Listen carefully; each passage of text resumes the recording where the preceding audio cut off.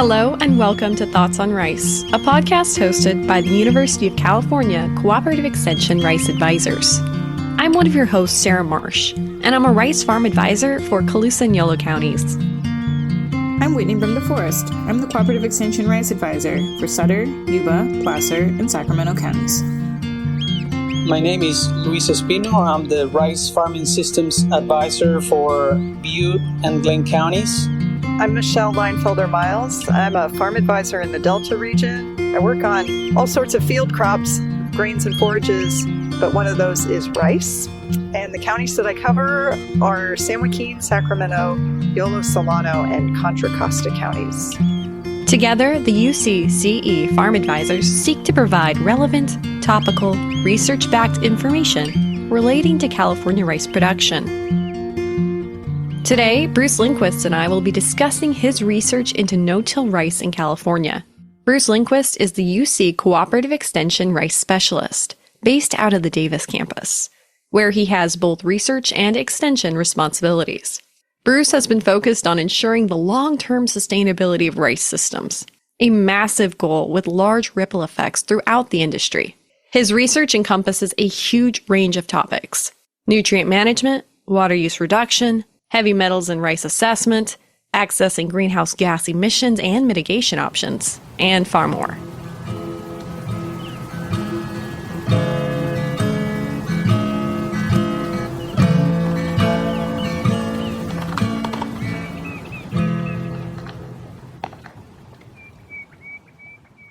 So, Bruce, thanks for making the time. At the time of recording, the conversations that I've been having have all been geared towards one subject: getting ready for harvest and when to pull boards. And in fact, I had a conversation earlier this week with a grower who was kind of hesitant about when to take the water off, but he said that he'd be keeping an eye on his neighbor and seeing what he did first. What kind of conversations have you been having? Yeah, I mean, a lot of my calls that I've gotten this year are sort of related to this idea of no-till rice. I've been surprised at how much interest there has been in this area. And the other surprise a little bit is just for the different reasons that people are interested in it. It's very broad. It's not just for one reason. So, it's been really positive. And I think we had that field day, in June. I don't know, there's close to 40, 50 people show up there, a lot of PCAs and growers, certainly a lot of interest in the topic. In fact, I had a conversation with a couple of people yesterday they were like, I'm interested in no-till rice. And I said, go talk to Bruce Linquist. And I got a couple of calls today that they were like, okay, I'm going to send an email to Bruce. So you might be getting a few more. Yeah. Well, now's the time, especially in some of the systems, to really start to think about it. So yeah, it's good to get that kind of information out early because part of the planning starts this time of year. A lot of conversations have rotated around a very hot July and what impact that might have on yields. That's been a big one where people have been coming to me. And, does it impact yields? Does it impact the progression of crop development? A little early to say. I have my guesses on some of that. I think we are probably going to see a little lower yields in that area coming up because of the hotter July, but also the later plantings that we saw. Most of our plantings occurred after mid-May, over 50%. The 50% plant date was around May 16th, May 17th, which is a bit later than usual. So that, with a high July temperatures, which means also some warm nighttime temperatures, tend to lower yields. Definitely. So, Bruce, let's get into our topic a little bit. I understand that you've been doing quite a bit of research, some of the first research ever actually, in no-till rice in California. And so just really quickly, can you give us a brief definition of what no-till rice encompasses? Yeah, it might not be brief. It's a bit complicated, but I would say it always involves a no-till drill. And so that's the commonality, is the use of a no-till drill. So in the spring, you're planting with a no-till drill seeder. But there's different types of systems, and some of them are strict no-till, where you have rice in the previous year. You After harvest, there's no further tillage. You might manage your straw in different ways following that, but there's no tillage or incorporation of that straw. There's none of that. You might flood the field, but come spring, you're going to plant into that field, into that seed bed. So that would be a very strict no-till system. The other system that we're looking at is where the fields were worked the year before. It could have been the summer before, like if the field was fallowed, it would be worked. We'd call that a summer prep. Or you could have a fall prep where maybe after harvest, the weather was favorable. Maybe you burned the straw. Maybe you were able to incorporate that straw, but you were able to get a seed bed prepared in the fall, really before the rains came in the winter. And so that's not a strict no-till. In some places, like in the South, they'd call that a stale seed bed. We're calling it sort of summer prep or fall prep, depending on kind of when during that previous year you would do it. But when you get into that spring, there's no further field work. You're planting into that bed. Some of the issues maybe in the strict no-till or how you manage maybe your straw. And we're kind of looking at that. Do you remove the straw? Do you keep it on the surface? Do you burn it? Those are all further variations to that. There's a lot more drilled rice in the Mid-South region of the U.S. So I guess the prevalence of no-till rice, how much of the U.S. is doing this kind of no-till rice system of any variation? Yeah, I don't have the numbers, but certainly drill seeding is the common form of plant establishment in the Mid-South. So shifting from a drill seeded to a no-till, where you're using a no-till drill seeder, is not a big shift for them. It's basically the same management, just a different seed bed. But, just talking a little bit with Dustin at RES, he threw out a number that in Louisiana, maybe 25% of the growers did some sort of what we would call this fall prep, where they're growing rice in the previous year, but they have the fall to make the seed bed for the following year. And so they're using no-till drill seeders. So yeah, it is certainly that fall, summer prep type of system is common down there. It's not a unique system. Also, no-till, the strict no-till is much more common in this Mid-South than it is here in California. There's very little of this in California, although I say there are growers that have experimented with it. And I think a lot of the emphasis on no-till or low-till or conservation tillage, especially in the Midwest and further east of the West Coast, has been prioritized as a result of the Dust Bowl and the soil erosion. So there's been a lot more focus, I think, on keeping residue on the soil than there has been out here. Our soils are, certainly, heavy clay soils make it more of a challenge, I think. Since you've started looking into no-till rice in California, do you know approximately how many people are using some variation of the no-till system in their rice fields? I don't know the numbers. Over the years, I've heard of and met a few growers experimenting with it, some trying to plant into residual moisture, planting in early spring. Certainly this year, there were a number of growers that were interested based on really the field day last year and some of the talks. Some of them are experimenting on some significant acreage this year.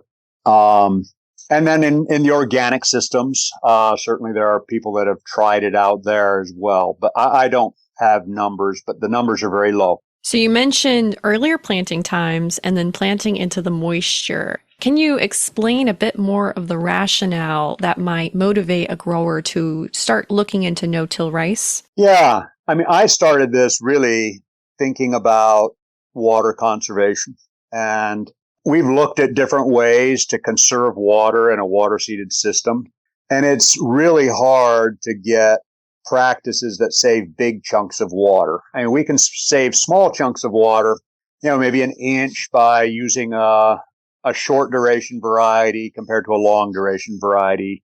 You can save a little bit of water by planting late, like at the end of May versus the beginning of May, because you're planting into a hotter time of year. And so the plant develops faster and you're irrigating for less. But those are small savings and certainly don't really factor into a lot of your decisions. And really, it was just these no-till systems allow for large savings in water because you are using that existing moisture that's in the soil. You're planting into a soil that is wet, or at least wet below the very top soil. When you're planting, it needs to be a little dry on the top, but below that there is water, and so that water can be used to support plant growth. In Australia, where water conservation is really paramount, and what they do is they'll flush it once and then they wait 25 days to 4 weeks before they flush it again or go to a permanent flood. And that saves a lot of water just because your evaporation becomes so low, that soil surface is dried. So if you're comparing it to a water-seeded system where you just have a pond of water that's a lot of evaporation coming off of that, you can save a lot of water on that. And certainly this year, we quantified it. We saved about 7 inches of water in the system we have out there at the experiment station this year. So that's a big one, I think, but it's not really necessarily the main thing driving it for a lot of growers. Certainly the ability to plant early is very favorable for them to be able to plant a field and then be done with it. They're not worrying about it. You can get in early. That's attractive. We've also seen just the benefits of early planting in terms of yield. We saw that in the yield contest where the ability to plant early really helps ensure higher yield. So that's a big one. Certainly there's the cost savings in tillage. Typically a grower would have to at least run a disc over this and level it again and all of that. You're saving those costs and that time. And then probably one of the bigger ones that growers like is the idea of rotating herbicides or using cheaper herbicides. A lot of the herbicides that we have right now they can be quite expensive. So this offers at least some opportunities to use cheaper herbicides. So that's a lot of benefits, but what about the drawbacks for no-till rice in California? Yeah, certainly the cost of a no-till planter. I mean, most rice farmers don't have access to a no-till planter. It's an expensive piece of equipment and it's not super easy. There's just not a lot of no-till planting in California. These pieces of equipment aren't even that easy to just get a hold of. So that's, I think, one of the biggest drawbacks is just farmers being able to test it, try it, having access to a no-till planter to try it out is probably the biggest drawback. Certainly there's a learning curve as you go from water seeding to drill seeding. Even if you're doing conventional tillage, it can be a steep learning curve. But when you're doing it no-till as well, I think it's even more of a learning curve. So that's a challenge. So if a grower hasn't done any kind of drill seeding before or broadcasting, dry seeding, that type of thing, going from where they've only done water seeding right into a no-till drill seeded type of situation, a lot to learn it could be hard, a challenge. And some of the other stuff, I mean, you are thinking about herbicides and weeds in a different way. You have to deal with winter weeds, which is a challenge all of a sudden. Before you just tilled them and you didn't give them a second thought. Now you're dealing with those. So that's a challenge. You're applying urea. That's going to be your primary nitrogen source. Probably a little bit more expensive than aqua. And you don't need to fly it on. I mean, in this system, you could get it on with some sort of tractor with some wide tires. But generally, I'm thinking growers would probably want to fly that on. So yeah, those are some of the challenges and some of the drawbacks to that. Yeah, and I think, like you mentioned, one of the most significant drawbacks is just the lack of information about the specific system. You mentioned winter weeds and weed control in general. I mean, one of the reasons we started flooding rice in California was for weed control. So without that method, you're kind of just stuck with the herbicides that are available. Yep. So yeah, Whitney's doing a lot of work on that. And your weed populations are going to shift. You're not going to have your aquatic weeds, but you are going to have a lot more grasses. So learning to control those. I mean, grasses are a problem in water-seeded systems as well. So those are going to be potentially a bigger challenge. But we have different herbicide programs to maybe tackle those. And we touched on this a little bit, but in terms of budget, are you able at this point to quantify if it's generally more expensive or inexpensive in terms of inputs for no-till rice versus conventionally tilled rice? I've given it some thought, but the yields are really going to drive it, what kind of yields. And so when we're going into a summer prep or fall prep type of situation where, it was fallow the previous year, those yields in a pilot study that we did last year were comparable to conventional water-seeded systems with conventional tillage. Under those types of situations, I imagine there's some significant savings, especially if you can use some of the cheaper herbicides. Where you get into the strict no-till, last year we saw yields were lower by 5, 6, 7 sacks than the summer prep or the water-seeded conventional. I don't know how much of a yield hit you can take before breaks even. And that's something that I'm hoping we can get. Once we get this year's data in and looking at some of the programs, we could develop a rough kind of economic analysis of that to see where you might really see some savings. There's certainly savings in tillage and labor costs in parts of this, but then you have increased in maybe some other areas like flying on urea. Well, speaking of data, what kind of field trials do you have this year to study the no-till practices?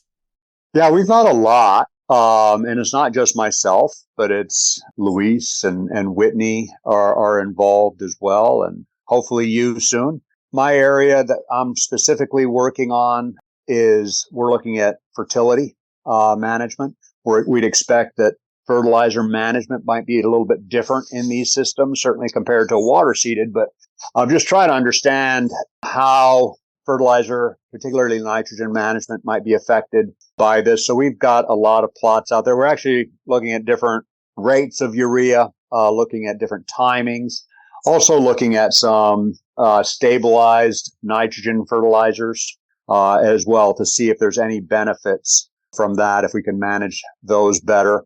The other thing we're looking at, and I've already alluded to this, is we're looking at water use. So those aren't plots out there, but we are quantifying how much water is being used in these systems. And how are you quantifying the water use? So initially, we see water savings in that first month. And so that's really the main focus of the period that we're quantifying. We're keeping track of the amount of water going on. We're keeping track of soil moisture at the beginning and end of these irrigation periods. We're able to determine how much water actually has evaporated, how much water we still have in the soil. And those numbers I gave you previously of 6 to 7 sort of inches of water savings are based on those sorts of calculations.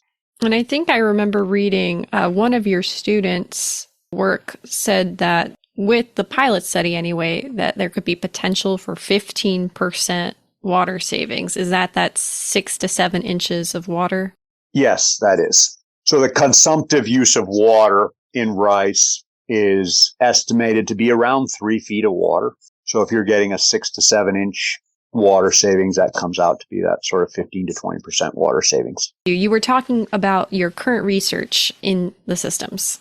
Nutrients, water, and then we're looking at greenhouse gas emissions to see is there benefits in that way. And then Luis and Whitney, Luis is looking at pests and diseases in that. In fact, today he's out there rating disease incidence among these different treatments. We might expect that in the no-till systems where that straw has been left on the surface, perhaps there's greater chance for disease in that compared to the summer prep where it had been fallowed. I don't know. We'll see what that looks like.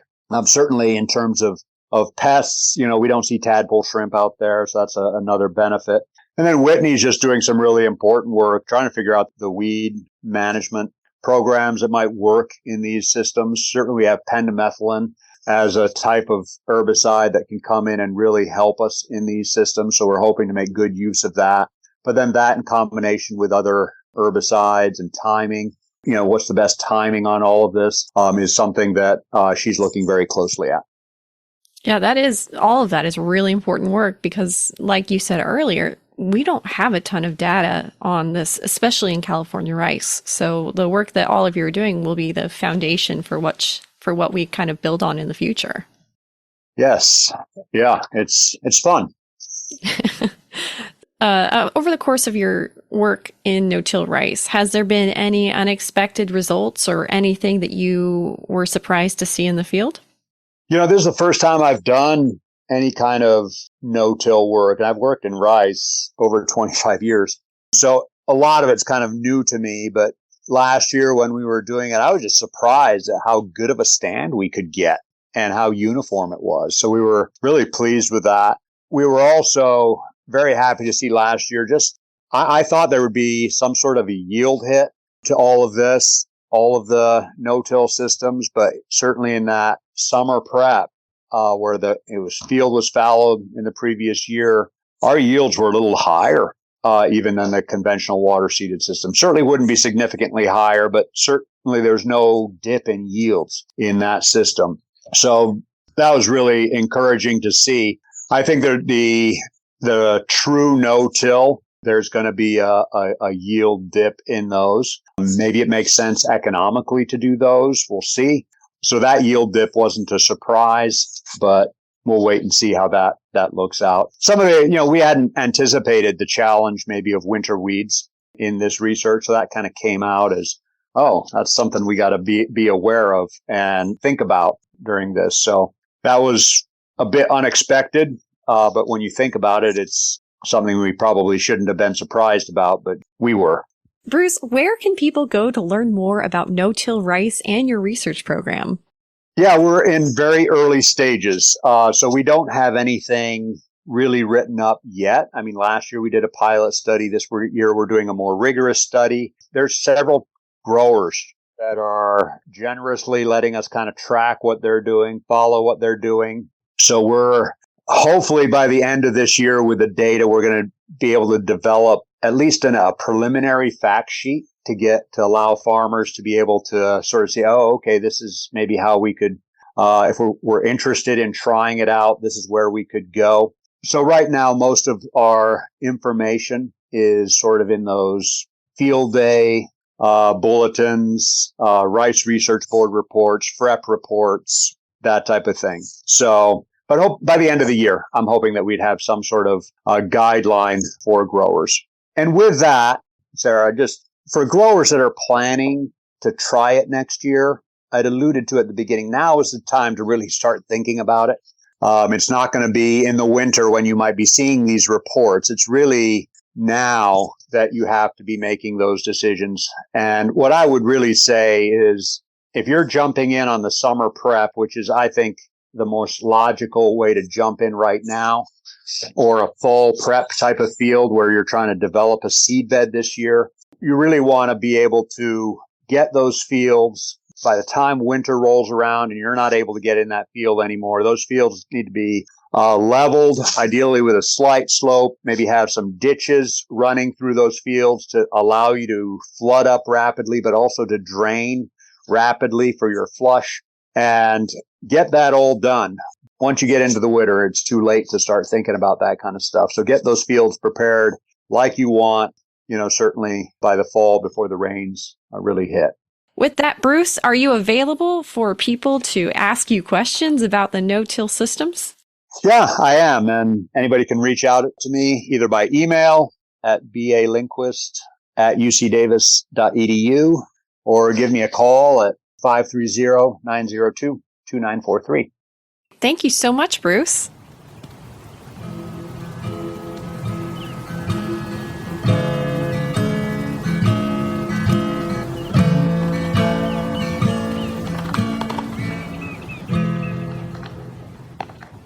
As we enter into harvest season, we don't have any upcoming field days or events to talk about, so I'm going to spend a little bit of time talking about the available resources for those who are interested in further information about no-till rice.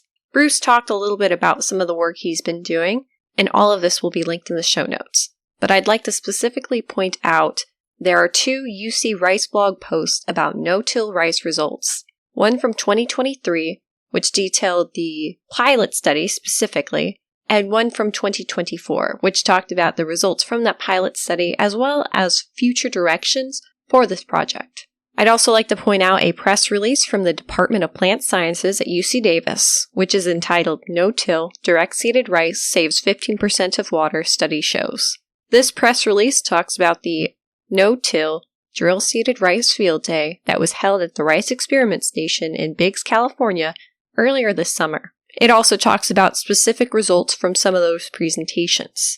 Now, if you're more interested in hearing about the presentations themselves, the next link is entitled Presentations from the 2024 No-Till Rice Field Day.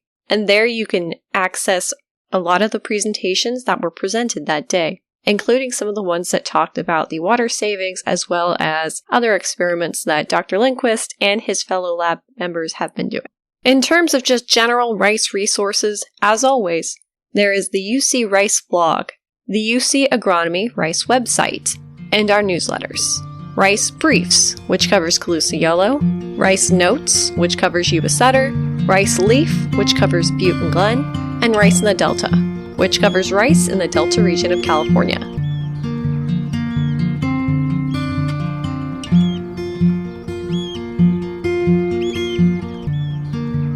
Thanks for listening to Thoughts on Rice, a UC A&R podcast. You can find out more about this podcast on our website, thoughtsonrice.buzzsprout.com. We appreciate you listening, and like the growers like to say, have a rice life.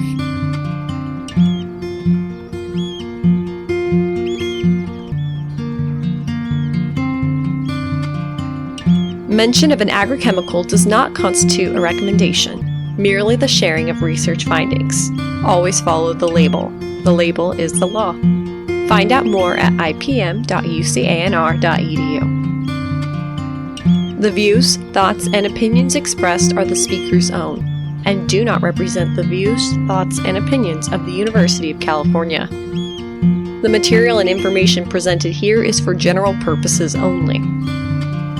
The University of California name and all forms and abbreviations are the property of its owner, and its use does not imply endorsement of or opposition to any specific organization, product, or service.